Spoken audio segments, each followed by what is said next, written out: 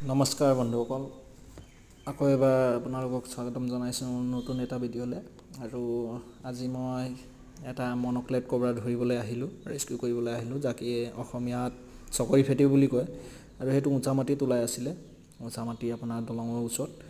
তাৰ পৰা গৈ কিনে মই দেখিলোঁ যে সি মানে ৱালৰ মানে এটা ৰেক আছে, তাৰ তলত মানে সোমাই আছে। তাৰপিছত তাত কিছুমান বস্তু আছিলে, বস্তুখিনিক লাহেকৈ আঁতৰাইছোঁ, কাৰণ এই মন'ক্লেট কবৰা চাইজটো মানে বহুত ডাঙৰ আৰু সেইটো এটা বিষাক্ত সাপ। আৰু মই নিজৰ লাইফত মানে এনেকুৱা শকত আৰু ইমান ডাঙৰ চকৰি ফেটি মানে এতিয়ালৈকে ধৰা নাই। সেইটো কাৰণে অলপ মানে চিন্তাও লাগি আছিলে, কাৰণ মানে এইটো চাইজটো চাই কিনে অলপ মানে মই আচম্ভ হৈছিলোঁ, কাৰণ মানে এইটো বহুত শকত আছিলে আৰু ফুল গ্ৰথ আছিলে আৰু ডাঙৰো আছিলে। সেই সাপটো এগ্ৰেছিভ বেছি, এই এগ্ৰেশ্যনটো দেখাই থাকে। আৰু যেতিয়া মই গ'লোঁ তাত মানে আন্ধাৰ হৈ গৈছিলে, মানে ৰাতি ধৰিলোঁ, আৰু সেইটো টাইমতে মানে লাইনটো মানে কাৰেণ্টটো গুচি গ'ল, সেইটো কাৰণে মানে অলপ অসুবিধা। কিন্তু মানুহখিনি টৰ্চ দেখালে, তাৰপিছত মই সাপটোক লাহেকৈ লৈ আহিলোঁ। আপোনালোকে দেখিছেনে সাপটো কিমান শকত। তাৰপিছত মই নিজৰ ছেফটি মেইনটেইন কৰি কিনে তাক লাহেকৈ উঠাই কিনে এইয়া বেগ পাৰি লৈছিলোঁ আগতে। তাৰপিছত মই ইয়াক লাহেকৈ বস্তাত ভৰাই আছোঁ। আপোনালোকে ইয়াৰ চাইজটো দেখিছেনে কিমান শকত।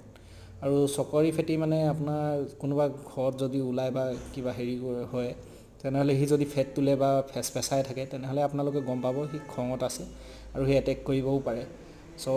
সেইটোতে তাক গম পোৱা যায় যে সি কিমান খঙাল বস্তু, কিমান খঙাল সাপ।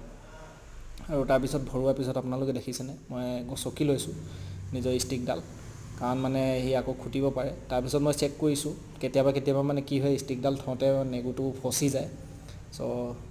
সেইটোৱে মই চেক কৰি আছোঁ। আপোনালোকে দেখিছেনে মই বাৰে বাৰে টাচ কৰি কিনে চাইছোঁ, ক'ৰবাত নেগু চেগু ইয়াৰ মানে এই ষ্টিকৰ তলত সোমাই থকা নাই নহয়। নহ'লে কি হয় মানে যেতিয়া আমি প্ৰেছাৰ দিওঁ এই ষ্টিকটোত, তেতিয়া নেগু চেগু যদি সেইপিনে থাকে তেনেহ'লে সি দুখ পাব আৰু খঙাল আৰু মানে সি খং কৰিব আৰু মানে এগ্ৰেছিভ হৈ যাব।